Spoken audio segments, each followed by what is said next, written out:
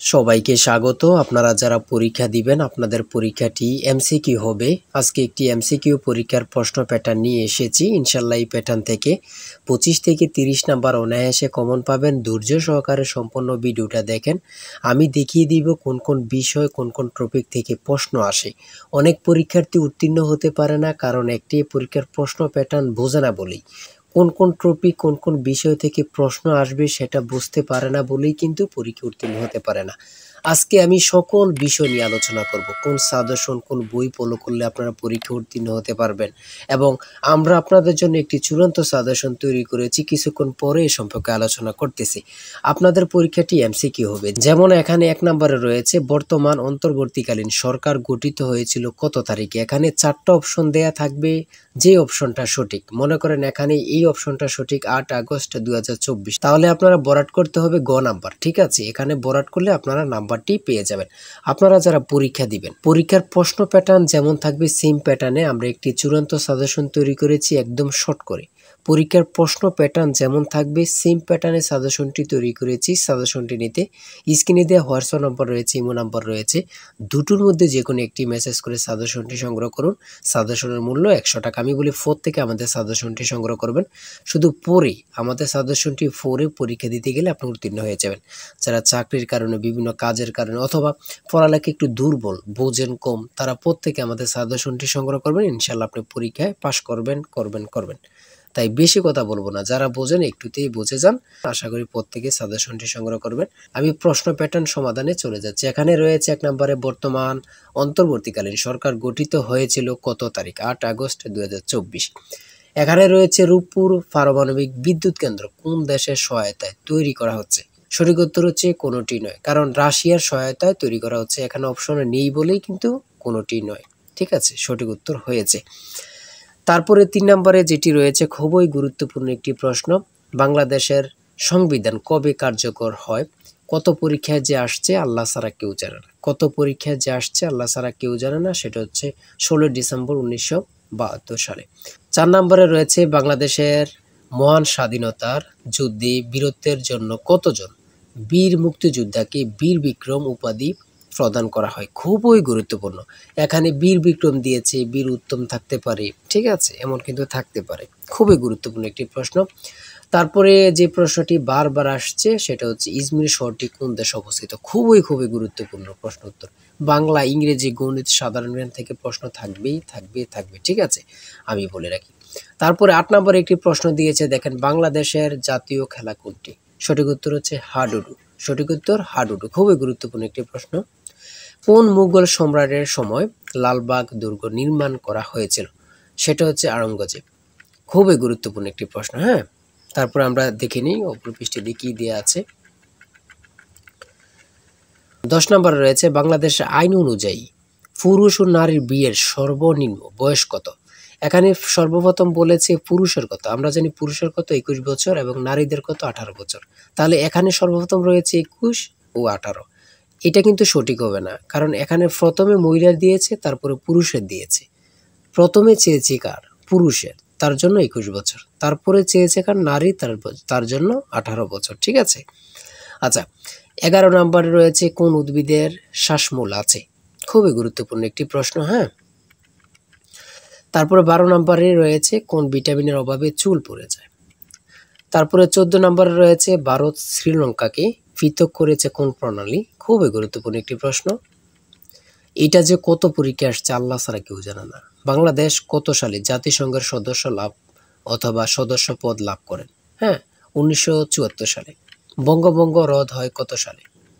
সূর্যের নিকটতম গ্রহ কোনটি। খুবই গুরুত্বপূর্ণ একটি প্রশ্ন। ঠিক আছে, আমি যে প্রশ্নগুলো নিয়ে এসেছি খুবই গুরুত্বপূর্ণ প্রশ্ন। আপনারা প্রত্যেকে আশা করি আমাদের সাজেশনটি সংগ্রহ করবেন। ইনশাআল্লাহ আপনি পরীক্ষায় উত্তীর্ণ হয়ে যাবেন। এদিক দিয়ে রয়েছে 20 নম্বরে কোন বানানটি শুদ্ধ। শুদ্ধ বানান থেকে একটি প্রশ্ন আসবেই আসবে। যেমন বিভীষিকা কত পরীক্ষা আসছে আল্লাহ ছাড়া কেউ জানে না। হ্যাঁ, শেষ প্রশ্ন, উপন্যাস কে লিখেছেন। খুবই গুরুত্বপূর্ণ, শরৎচন্দ্র চট্টোপাধ্যায়। তারপরে সন্ধি বিচ্ছেদ থেকে অবশ্যই আপনাদের প্রশ্ন থাকবে। 100% শিওর সন্ধি বিচ্ছেদ থেকে থাকবে। বানান শুদ্ধকরণ থেকে অবশ্যই প্রশ্ন থাকবে। আদালত কোন ভাষার শব্দ, যেমন এটাও বলতে পারে কলম কোন ভাষার শব্দ। তারপরে চশমা কোন ভাষার শব্দ, ভাষা থেকে একটি প্রশ্ন অথবা দুটি প্রশ্ন থাকবে, সমার্থক শব্দ থেকে প্রশ্ন থাকবে, এগুলো থাকবে বিভিন্ন কবি থেকে অবশ্যই প্রশ্ন থাকবে। ঠিক আছে, এগুলো কিন্তু খুবই গুরুত্বপূর্ণ, আপনারা দেখে যাবেন, খুবই গুরুত্বপূর্ণ। হ্যাঁ, তারপরে রয়েছে 30 নম্বরে রয়েছে আকাশ ভেঙে পড়া, বাগধারা থেকে অবশ্যই থাকবে। আমার কথা বুঝতে পারছেন? বাগধারা থেকে অবশ্যই থাকবে। কবিতা থেকে, যেমন কপোতাক্ষ নদ কবিতাটি কার লেখা, ঠিক আছে, থাকবে। Identify the correct passive form of this sentence, do you know them. ইংরেজি ক্ষেত্রে খুবই একদম সহজ থাকবে, এত কঠিন কোনো প্রশ্ন থাকবে না। ঠিক আছে, আপনারা বুঝতে হবে। ঠিক আছে, এত কঠিন কোনো প্রশ্ন থাকবে না, ট্রান্সলেট থেকে ইংরেজি থেকে থাকবে। তারপরে 34 নম্বরে রয়েছে কোন বানানটি সঠিক। ঠিক আছে, সঠিক আপনারা ট্রান্সলেট থেকেও থাকবে। ঠিক আছে, ইংরেজি পার্ট থেকে ট্রান্সলেট থেকে থাকবে, কারেক্ট থেকে থাকবে, কারেক্ট স্লিপিং থেকে থাকবে, তারপরে ট্রান্সলেট থেকে থাকবে। এটা কিন্তু 100% শিওর। আপনারা ভালোভাবে ট্রান্সলেট পড়বেন, লিখিত বলেন আর এমসিকিউ বলেন, ট্রান্সলেট থাকবেই। ঠিক আছে, আর্টিকেল থেকে থাকবে, প্রিপোজিশন থেকে থাকবে ইংরেজি ক্ষেত্রে, এগুলা থাকবে, ভয়েস থেকে থাকবে, তারপরে গণিতের ক্ষেত্রে থাকবে, মান নির্ণয়ের অঙ্ক, গণিত থাকবে, মান নির্ণয়ের অঙ্ক থাকবে। হ্যাঁ, ঠিক আছে। আর আমাদের সাজেশনের প্রত্যেকটি প্রশ্নের ব্যাখ্যা ও সমাধান সহ আপনারা পেয়ে যাবেন। তারপরে এখানে রয়েছে 1 কোটিতে কত মিলিয়ন হয়। 1 কোটিতে কত মিলিয়ন হয়, খুবই গুরুত্বপূর্ণ, সেটা হচ্ছে 10 মিলিয়ন। শতকরা থেকে থাকবে, লাভ ক্ষতি থেকে অবশ্যই থাকবে। ঠিক আছে, অনুপাত থেকে থাকবে, দশমিকের গুণ থাকবে। এটা কিন্তু একদম সহজ, আমি আপনাদেরকে একটু বুঝিয়ে দিই। এখানে 2 দুগুণে 4, 4 দুগুণে 8, দশমিকের পরের সংখ্যাগুলো গুণ করে দিবেন। 2 দুগুণে 4, 4 দুগুণে 8, তাহলে আমরা রেজাল্ট পেলাম কত, 8। ঠিক আছে, তাহলে দশমিকের পরে কয়টা শূন্য, মানে সংখ্যা, 1 2 3 4 5 6। এখন 6টা পেয়েছি, দশমিকের পরে সংখ্যা পেয়েছি 6।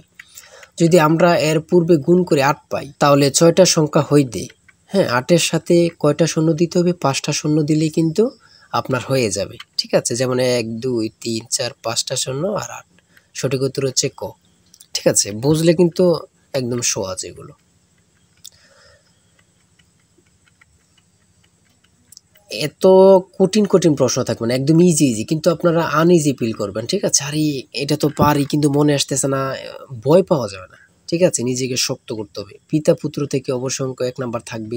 ঠিক আছে, জ্যামিতি থেকে অঙ্ক থাকবে। ঘাবড়াতে পারবেন না, অনেকেই ঘাবড়িয়ে যায়। ঠিক আছে, পরীক্ষার হলে ঘাবড়িয়ে যায়, ভয় নিয়ে পেলে তারা কিন্তু পারবেন না। 78 ডিগ্রি কোণের সম্পূরক কোণ কত ডিগ্রি। 78 ডিগ্রি কোণের সম্পূরক কোণ কত ডিগ্রি। আমরা জানি সম্পূরক কোণ হচ্ছে 180 ডিগ্রি, আর পূরক কোণ হচ্ছে 90 ডিগ্রি। হ্যাঁ, সম্পূরক কোণটা 180 ডিগ্রি হলে যদি 180-তে 78 মাইনাস দেন, বাকি যেটা আছে ওটাই হচ্ছে সম্পূরক কোণ। ঠিক আছে, সর্বশেষ রয়েছে 60 নম্বরে 13 সেন্টিমিটার ব্যাসার্ধের বৃত্তের কেন্দ্র হতে 5 সেন্টিমিটার দূরত্বে অবস্থিত যে এর দৈর্ঘ্য কত, সেটা হচ্ছে 24 সেন্টিমিটার।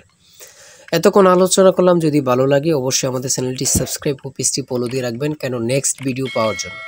আমাদের চ্যানেলটি সাবস্ক্রাইব ও পেজটি ফলো দিয়ে রাখলে নেক্সট ভিডিও আপলোড দেওয়ার সাথে সাথে চলে যাবে আপনার কাছে নোটিফিকেশন। তাই অবশ্যই বলে রাখি, যারা আমাদের সাজেশনটি সংগ্রহ করতে চান, এই নাম্বার, স্ক্রিনে দেওয়া এই নাম্বার হোয়াটসঅ্যাপ ইমো রয়েছে, যে কোনো একটা মেসেজ করে সাজেশনটি সংগ্রহ করুন। ঠিক আছে, প্রত্যেকে আমাদের সাজেশনটি সংগ্রহ করবেন, ইনশাল্লাহ আপনি পরীক্ষায় পাশ করবেন। আমি বলে রাখি, ইনশাল্লাহ আপনি পরীক্ষায় পাশ করবেন। যারা পরীক্ষায় পাশ করতে চান, 100 টাকার বিনিময়ে হলেও আমাদের সাজেশনটি সংগ্রহ করুন। আজকের ভিডিও এই পর্যন্ত। সবাই ভালো থাকবেন, সুস্থ থাকবেন, আর আপনার যে কোনো সমস্যা কমেন্টে লিখুন। আল্লাহ হাফেজ।